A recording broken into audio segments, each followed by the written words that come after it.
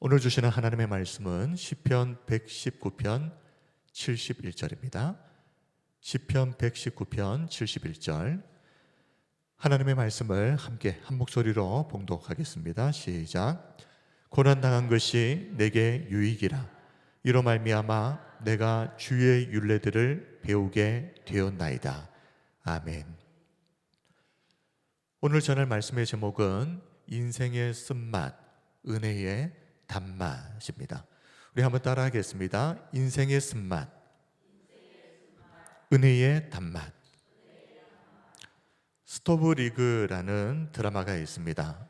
아마 제 기억으로는 2020년쯤에 방영했던 것 같은데 6화를 보면 드림즈라는 프로야구단의 구단주 권상무라는 사람이 있는데 포장마차에서 야구단 신임 단장인 백승수라는 사람에게 술을 권하는 장면이 나옵니다. 그런데 백승수 단장이 이렇게 말합니다. 좋은 사람과 먹어도 쓴 걸 왜 마십니까?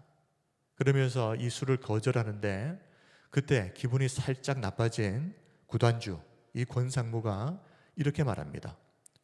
너 인생 평탄하게 살았구나. 이게 뭐가 써? 인생이 훨씬 더 쓰지. 인생이 얼마나 쓴지 알면 이게 달어. 인생이 얼마나 쓰면 그 쓴 소주가 달게 느껴진다고 말하겠습니까? 그런데 인생은 원래 그렇게 참 쓴 것입니다.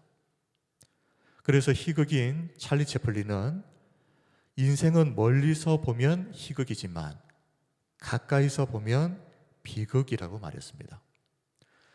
멀리서 다른 사람 사는 거 보면 다 행복해 보이죠. 그런데 가까이 가서 한번 보십시오. 인생이 다 비극입니다.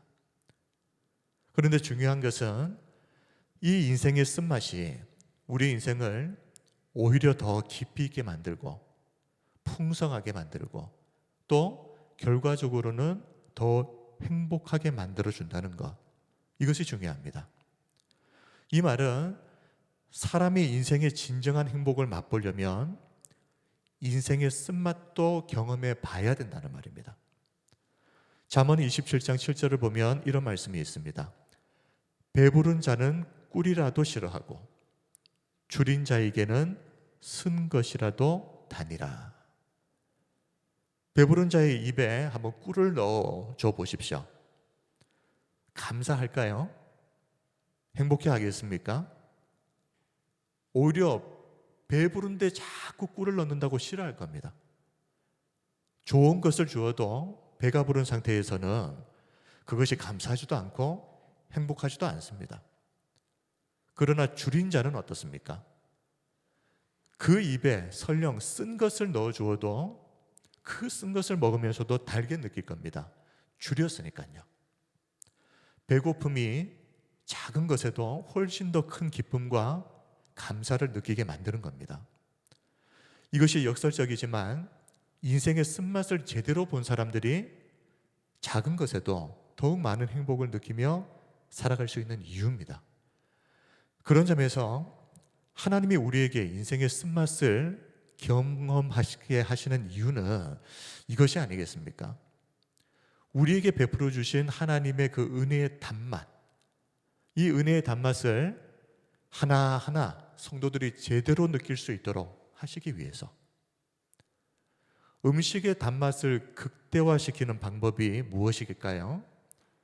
놀랍게도 이 음식에 소량의 짠맛이 나는 소금을 넣는 겁니다. 설탕만 계속 넣는다고 해서 단맛이 무한정 나는 게 아닙니다. 오히려 계속 설탕을 넣다 보면 입안이 텁텁해지기 쉽습니다.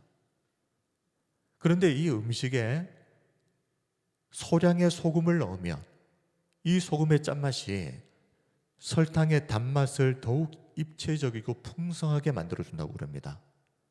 이것을 맛의 대비 현상이라고 합니다. 그리고 적절한 쓴맛, 이제는 짠맛이 아니라 쓴맛. 이 쓴맛은 입맛을 돋구고 또 다음 음식을 먹을 때 그 음식의 풍미를 살려주는 역할을 합니다. 인간의 미각은 이 쓴맛을 본 직후에 단맛이나 감칠감을 더욱 극적으로 받아들이게 되는데, 그래서 이 쓴 것을 먹고 나서 그 다음 음식을 먹으면 야, 이 음식이 훨씬 더 달콤하다, 풍미가 깊구나 하고 느끼게 된다고 합니다. 예를 들면 기름진 고기를 먹다가 중간에 쌈 그리고 쓴 나물 같은 걸 먹고 다시 또 음식을 먹으면 훨씬 맛있게 느껴지는 것처럼 말입니다. 마찬가지입니다. 하나님께서 어느 날 우리에게 인생의 쓴맛을 맛보게 하셨다면, 이런저런 일로 마음 상하고 생각지도 못한 인생의 큰 실패를 경험하게 하신다면, 이것은 분명 하나님이 앞으로 우리에게 주시고자 하는 이 은혜의 단맛을 성도들이 정말 제대로 느낄 수 있도록 하시기 위해서라는 것이 분명합니다. 이 사실을 꼭 믿으셨으면 좋겠습니다. 지금부터 성경 인물 몇 사람을 알아볼 텐데, 인생의 쓴맛을 정말 제대로 경험했던 사람, 그러면 떠오르는 사람 중에 한 사람이 나오미입니다. 이 나오미는 베들레헴의 흉년이 들면서 남편과 함께 두 아들을 데리고 모압으로 이주를 하는데, 그곳에서 남편도 죽고 두 아들도 죽고 그야말로 인생의 쓴맛을 보게 됩니다. 얼마나 고통스러웠던지 기쁨, 즐거움이라는 뜻을 가진 이 나오미라는 이름을 스스로 마라라고 바꿔버리죠. 너희들 지금부터 나를 나오미라고 부르지 마라, 마라라고 불러라. 이 마라는 쓴맛, 괴로움이라는 뜻입니다. 이 마라라는 이름 그대로 지금 나오미는 인생의 가장 밑바닥에서 그 쓴맛을 경험하고 있습니다. 근데 둘째 며느리 룻과 함께 고향 베들레헴으로 돌아가게 되죠. 그러면서 며느리 룻이 유력한 가문의 보아스라는 사람과 결혼하게 되면서 몰락한 줄 알았던 가문이 다시 회복되는 은혜를 누리게 됩니다. 만약 나오미가 모압에서 겪었던 그런 경험이 없었더라면 나오미는 이런 일들을 그냥 당연하게 여기지 않았겠습니까? 당연하게 여기는데 거기에 무슨 감사가 있고 무슨 기쁨이 있겠습니까?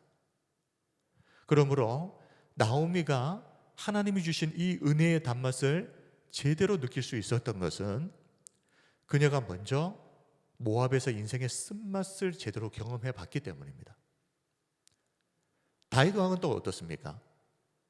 사무엘상 21장을 보면 다윗이 사울을 피해서 도망을 가다가 이제 더 이상 갈 데가 없으니까 블레셋 지역의 가드 왕 아기스 앞으로 가게 됩니다.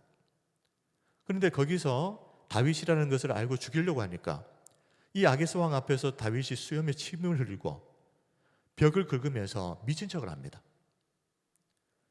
이때 다윗이 느꼈을 수치감이 상상이 가십니까? 그런데 이런 일을 경험했던 다윗이 훗날 시편 34편에서 너희는 여호와의 선하심을 맛보아 알지어다 라고 노래하고 있습니다. 시편 34편 8절, 너희는 여호와의 선하심을 맛보아 알지어다, 그에게 피하는 자는 복이 있도다. 자, 이 시편 34편은 언제 기록을 한 것일까요? 이 시편의 표제를 보면 이렇게 되어 있습니다. 다윗이 아비멜렉 앞에서 미친 채 하다가 쫓겨나서 지은 시. 여기서 아비멜렉은 가드왕 아기스를 말합니다. 다윗이 그 아기스 왕 앞에서 살기 위해서 미친 척을 하고 그리고 나서 쫓겨나서 목숨은 부지했죠. 그 쫓겨나서 지은 시가 시편 34편입니다. 그런데 다윗이 시편 34편에서 여호와의 선하심을 맛보아 알지어다 라고 고백할 수 있었던 것은 다윗이 아기스 왕 앞에서 그렇게 경험했던 그 쓰디쓴 인생의 쓴맛을 통해서, 이 경험을 통해서 다윗이 하나님의 은혜를 정말 제대로 깨닫는 계기가 되었기 때문입니다. 이 시편 34편에 대해서는 다음에 한번 자세하게 이 말씀을 한번 설교할 기회가 있을 것 같습니다. 자, 요셉도 성경에 등장하는 그 수많은 인물들 중에서 인생의 쓴맛을 가장 많이 경험했던 사람 중에 한 사람입니다. 요셉은 17세의 나이에 형제들에게 미움을 받아서 애굽으로 팔려갔죠. 그리고 그곳에서 보디발의 집에서 가정총무로 일하다가 억울한 누명을 쓰고 또 감옥에 갇혔죠. 그곳에서, 그 감옥에서 요셉이 꿈을 해석해 주었던 술 맡던 관원장이 감옥에서 나가고 나서 2년 동안 까맣게 요셉을 잊어버립니다. 그야말로 13년 동안 인생의 엄청난 쓴맛을 경험했던 사람이 바로 이 요셉이었습니다.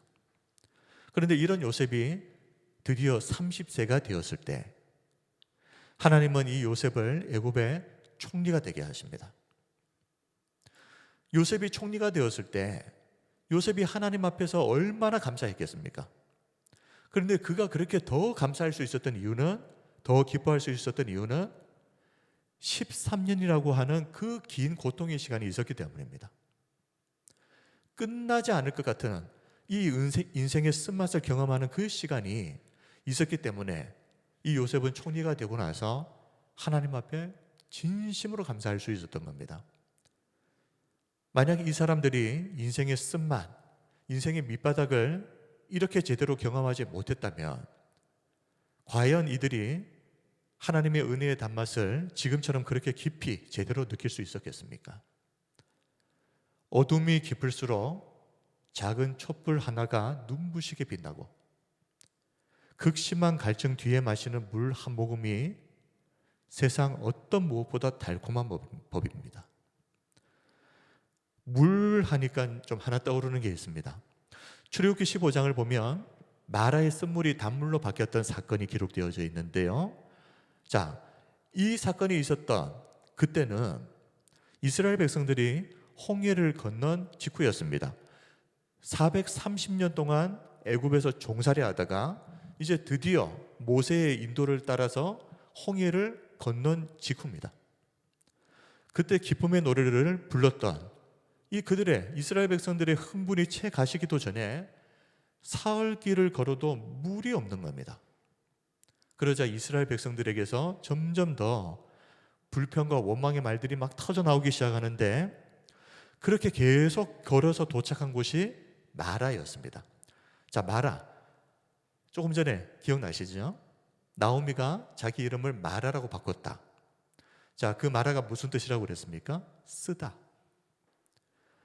홍해를 건널 때만 해도 얼마나 분위기가 좋았습니까? 그런데 무려 사흘을 물을 못 마셔서 목말라 하다가 겨우 물을 구해서 마셨는데 이 물이 도저히 마실 수 없는 쓴물이었다. 물은 있는데 마시지 못한다. 그러니 이스라엘 백성들이 더 화가 나죠.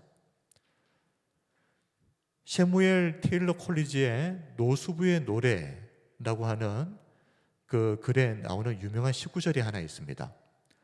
사방이 온통 물이지만 마실 물은 한 방울도 없네. 아마 눈앞에 바닷물이 출렁이고 있는데 정작 마실 물은 하나도 없는 상태를 아마 이렇게 시로 적었던 것 같습니다. 지금 이스라엘 백성들이 겪고 있는 상황이 딱 그런 상황입니다. 눈앞에 물이 있습니다. 그런데 이 물이 마실 수가 없는 물. 그러니 짜증이 나는 거죠. 화가 나는 것입니다. 그런데 궁금한 것은 하나님께서 이스라엘 백성들을 왜 하필이면 마라의 쓴물이 있는 곳으로 인도하셨는가 하는 것입니다. 왜 하필이면 마라로 인도하셨을까? 자, 이 질문을 하는 이유가 있습니다.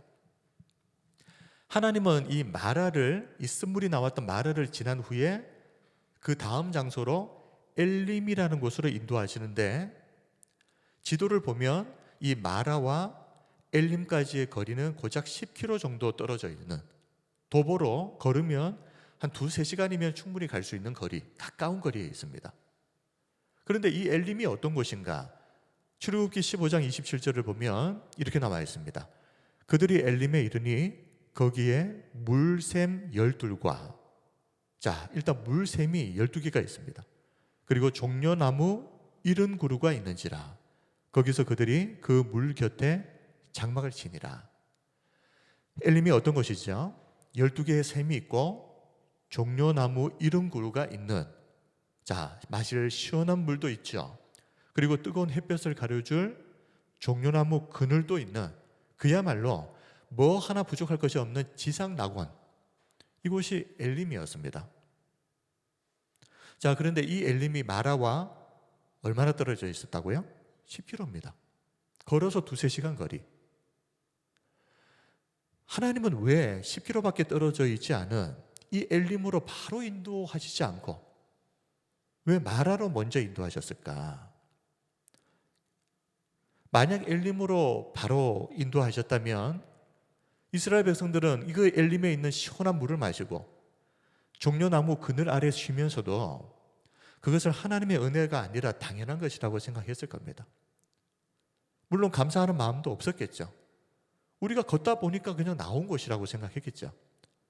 그러나 이스라엘 백성들은 먼저 마라의 쓴물을 경험했습니다. 이 쓴물을 경험하고 나니까 엘림에서 마시는 물과 종려나무의 그 시원한 그늘이 당연한 것이 아니라 이것이 얼마나 하나님의 큰 은혜인지를 알게 된 것입니다. 이것이 인생의 쓴맛을 통해 느끼게 되는 은혜의 단맛 아니겠습니까? 이 내용을 기억하면서 오늘 본문 시편 119편 71절을 우리 함께 다시 한번 읽어보겠습니다. 시작. 고난당한 것이 내게 유익이라. 이로 말미암아 내가 주의 율례들을 배우게 되었나이다. 아멘. 고난당한 것이 내게 유익이라. 하나님께서 선한 목적을 가지고 우리의 인생에 허락하시는 모든 일들은 그것이 설령 마라의 쓴물이라고 할지라도 이것은 은혜의 단맛을 깨닫게 하시기 위한 그 하나님의 선하신 계획 안에서 일어나는 일들입니다. 만약 이런 고난의 과정이 없었더라면 우리는 풍요를 누리면서도 이것이 하나님이 주신 은혜인지조차도 모른 채 그렇게 당연하게 생각하면서 살았을 겁니다. 만약 지금 하나님께서 우리에게 인생의 쓴맛, 인생의 밑바닥을 경험하게 하고 계신다면, 혹시 그런 성도님들이 계시다면 그것은 하나님의 은혜의 단맛, 앞으로 하나님이 주시려고 하는 은혜의 단맛을 제대로 깨닫게 하시기 위해서라는 것을 꼭 기억하셨으면 좋겠습니다. 어느 길가에 한 맹인 소년이 구걸을 하고 있었습니다. 소년 옆에는 한 팻말이 놓여 있었는데 이 팻말에 저는 태어날 때부터 앞을 보지 못합니다. 도와주세요. 라고 적혀 있었습니다. 그런데 지나가는 사람들이 눈길도 주지 않습니다. 어느 날 한 시인이 그 팻말을 보고는 뒤집어서 문구를 고쳐줍니다. 근데 팻말 하나, 문구 하나 고쳤을 뿐인데 놀랍게도 지나가던 사람들의 동전이 막 쏟아지기 시작합니다. 시인이 이 문구를 어떻게 바꿨는가 보니까 이렇게 바꿨습니다. 봄이 왔습니다. 하지만 저는 그것을 볼 수 없습니다. 이 짧은 문구가 지나가던 사람들에게 어떤 깨달음을 준 겁니까? 평소에는 눈이 보이니까 이 봄의 아름다움을 당연한 듯이 누리면서 살았는데 어떤 사람에게는 평생 죽을 때까지 그것이 경험할 수 없는 기적 같은 일일 수도 있구나. 그리고 또 한 가지 이야기를 더 드리면 평생 건강하게 살던 한 은퇴 교수님이 있었습니다. 그런데 갑작스러운 호흡 곤란이 와서 급하게 병원에 실려갑니다. 거기서 산소 호흡기에 의지해서 딱 하루 보냅니다. 다음날 다행히 상태가 좋아져서 퇴원을 하게 되는데 이제 병원비 명세서를 받아보지 않겠습니까? 깜짝 놀랐습니다. 그 전날 딱 하루 산소 사용료로 굉장히 큰 금액이 청구되었기 때문입니다. 이 교수님은 고지서를 멍하니 바라보다가 갑자기 눈물이 흘러내립니다. 그 모습을 보고 의사가 묻죠. 교수님, 비용이 너무 많이 나와서 그러십니까? 그때 이 교수님이 이렇게 대답했다고 합니다. 아니요, 돈 때문이 아닙니다. 지난 80년 동안 하나님께서 매일 공짜로 주신 산소의 가치가 이만큼이었다면 그동안 내가 하나님께 얼마나 큰 빚을 지고 살아왔는지 이제서야 깨달았기 때문입니다.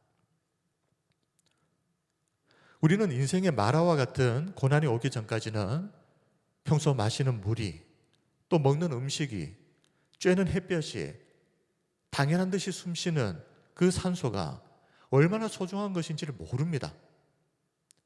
그래서 고난은 우리가 평소 누리는 이것들이 얼마나 큰 하나님의 은혜인지를 깨닫게 만드는 은혜의 방편이 되는 겁니다. 개인적인 간증을 하나 하자면 요즘 최근 들어서 숨을 쉬는 게 좀 불편하게 느껴졌습니다. 대수롭지 않게 생각하고 그냥 넘겼죠. 근데 이틀 전 금요일 밤에 잠을 자려고 누웠는데 숨 쉬는 게 너무 힘든 겁니다. 그래서 누웠다가 다시 그냥 앉아버렸습니다. 들숨이 제대로 되지를 않는데 숨 쉬는 게 힘드니까 그 순간 이 답답함과 함께 엄청난 공포가 확 밀려오는 겁니다. 무섭더라고요, 진짜. 이게 공황장애인가? 한동안 겁이 나서 눕지를 못했습니다. 근데 그때 엎드려서 하나님께 이렇게 기도했습니다. 하나님, 편안하게 숨을 쉴 수 있다는 것이 이렇게도 큰 은혜인지 몰랐습니다. 다른 거 다 필요 없습니다. 돈도 필요 없고 명예도 필요 없고 그냥 숨만 편하게 쉴 수 있으면 이보다 더 큰 은혜가 없겠습니다. 지금부터는 편안하게 숨을 쉴 때마다 이것이 얼마나 큰 은혜인지 절대 잊지 않겠습니다. 그 기도를 마치고 조금 있다가 이제 겨우 잠을 들 수 있었습니다. 살면서 처음으로 숨을 편하게 쉴 수 있다는 것이 이게 얼마나 큰 은혜인지를 처음으로 깨닫게 된 순간이었습니다.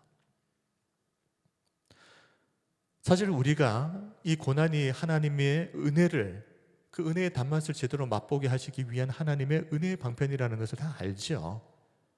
안다고 해도 막상 인생의 밑바닥을 맞닥뜨리게 되면 겁부터 나는 게 사실입니다. 그런데 그럴 때마다 고린도전서 10장 13절 말씀을 기억하셨으면 좋겠습니다. 사람이 감당할 시험 밖에는 너희가 당한 것이 없나니 오직 하나님은 미쁘사 너희가 감당하지 못할 시험 당함을 허락하지 아니하시고 시험 당할 즈음에 또한 피할 길을 내사 너희로 능히 감당하게 하시느니라. 고린도전서 10장 12절에 그런즉 선줄로 생각하는 자는 넘어질까 조심하라, 이런 말씀이 있죠. 성도는 교만해지지 않도록 넘어질까 항상 조심해야 합니다. 그러나 고난이 닥쳐왔을 때 마치 그 고난이 우리의 인생을 완전히 망쳐버릴지도 모른다는 그런 절망감에 빠져서는 안 됩니다. 하나님은 결코 우리가 감당치 못할 시험을 허락하시지 않기 때문입니다. 오히려 이 시험은, 이 고통의 시간은 하나님이 우리를 더욱 굳건하게, 견고하게 세우시기 위해서 허락하신 은혜의 시간인 줄로 믿습니다. 베드로전서 5장 10절 말씀을 함께 읽겠습니다. 시작. 모든 은혜의 하나님 곧 그리스도 안에서 너희를 부르사 자기의 영원한 영광에 들어가게 하시니가 잠깐 고난을 당한 너희를 친히 온전하게 하시며 굳건하게 하시며 강하게 하시며 터를 견고하게 하시리라. 아멘. 지금 인생의 쓴맛을 경험하고 계시는 분 계십니까? 안심하십시오. 절대 그것 때문에 망하진 않습니다. 중요한 것은 그 시간을 어떻게 잘 보낼 것인가입니다. 원망과 불평을 하느라 이 소중한 기회를 허망하게 날려버려서는 안 됩니다. 이 시간은 반드시 내 안에 있는 신앙의 불순물을 깨끗하게 제거하고 하나님 앞에서 순금처럼 연단되는 그런 의미 있고 가치 있는 시간이 되어야만 합니다. 순금과 불순물이 섞인 이 금의 가치가 얼마나 차이가 나는지 잘 아시지 않습니까? 보통 24K를 순금이라고 하죠. 99.9% 불순물이 거의 없는 상태입니다. 그런데 18K, 14K 합금이라고 하나요? 구리, 은, 아연 이런 불순물이 섞인 것들. 그런데 이런 불순물이 섞인 금은 가격이 쑥 내려가 버립니다. 14K의 가격이 순금보다 58.5%밖에 안 된다고 그럽니다. 그런데 가격만 차이 나는 게 아닙니다. 훨씬 더 중요한 게 있습니다. 불순물이 섞인 금은 시간이 지나면서 그 금 안에 섞여 있던 구리나 은이 산화가 됩니다. 변색이 되어버리는 겁니다. 광택을 잃어버리게 됩니다. 그러나 순금은 수백 년, 수천 년이 지나도 변색되지 않고 영원히 그 빛을 유지합니다. 엄청난 차이죠. 하나님이 우리를 때로는 좀 혹독하다 싶을 정도로 연단하시는 이유가 바로 여기에 있습니다. 하나님은 우리가 잠깐 빛나다가 금방 변색되어 버리는 그런 인생이 되기를 원치 않으십니다. 하나님은 우리 모두가 이 힘들고 어려운 연단의 과정을 통해서 영원토록 변색되지 않는, 영원토록 빛나는 그런 믿음의 사람이 되기를 원하십니다. 이것이 하나님이 우리를 때로는 그렇게 혹독하게 연단하시는 이유입니다. 말씀을 정리하겠습니다. 오늘은 인생의 쓴맛, 은혜의 단맛이라는 제목으로 하나님의 말씀을 나누었습니다. 아직도 하나님이 우리를 사랑하신다면서 왜 하루가 멀다 하고 인생의 쓴맛을 경험하게 하시는지 도저히 하나님이 이해가 되지 않는 그런 성도님들이 혹시 계십니까? 하나님을 향한 원망의 마음이 불쑥불쑥 올라올 때마다 꼭 기억하십시오. 이런 인생의 쓴맛을 경험하지 못한 사람은 설령 하나님이 은혜를 주셔도 그 은혜의 단맛을 제대로 알지 못합니다. 마라의 쓴물을 통해서 엘림의 은혜를 깨닫게 하시는 하나님이십니다. 저와 우리 모든 성도들이 이 진리를 정말 제대로 깨닫는 은혜가 있으시기를 주님의 이름으로 축복하고 또 기도합니다. 아멘. 이제 우리 하나님께 우리 찬양을 드리고 그리고 함께 기도하겠습니다.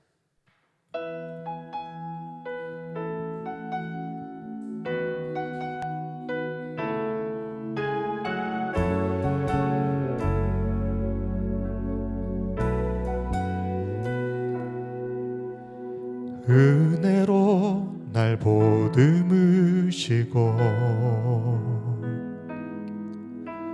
사랑으로 품어주셔도 내 마음 한 자락도 지키지 못하는 이 모습 부끄럽습니다.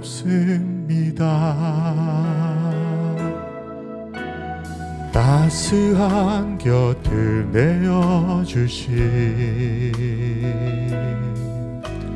주님 앞에 나아갑니다. 표현 못할 긍휼로 나를 붙드시는 주 이름만 바라봅니다. 매일 마주한 슬픔을 견뎌나가며 주 예수의 마음을 닮아가네. 두려운 걸음마다 주가 동행하니 주 의지하며 오늘을 걷네. 주의 신실한 소망을 깊이 담으며 주 예수의 풍요를 채워가네. 하나님의 자녀로 명예 지켜가며 깊어진 삶을 주께 드리네.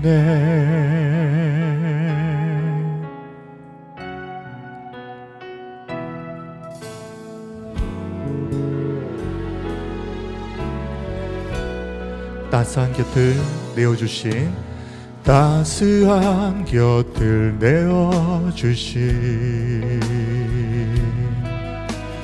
주님 앞에 나아갑니다. 표현 못할 긍휼로 나를 붙드시는 주 이름만 바라봅니다. 매일 마주한 슬픔을 견뎌나가며 주 예수의 마음을 닮아가네. 두려운 걸음마다 주가 동행하니 주 의지하며 오늘을 걷네. 주의 신실한 소망을 깊이 담으며 주 예수의 풍요를 채워가네. 하나님의 자녀로 명예 지켜가며 깊어진 삶을 주께 드리네.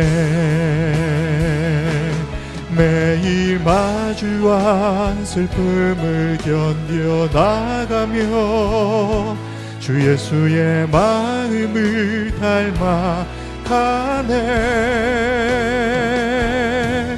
두려운 걸음마다 주가 동행하니 주 의지하며 오늘을 걷네. 주의 신실한 소망을 깊이 담으며 주 예수의 풍요를 채워가네. 하나님의 자녀로 명예 지켜가며 깊어진 삶을 주께 드리네. 매일 마주한 슬픔을 견뎌나가며 주 예수의 마음을 닮아가네. 두려운 걸음마다 주가 동행하니 주 의지하며 오늘을 걷네. 주의 신실한 소망을 깊이 담으며 주 예수의 풍요를 채워가네. 하나님의 자녀로 명예 지켜가며 깊어진 삶을 주께 드리네. 하나님의 자녀로 명예 지켜가며 깊어진 삶을 주께 드리네.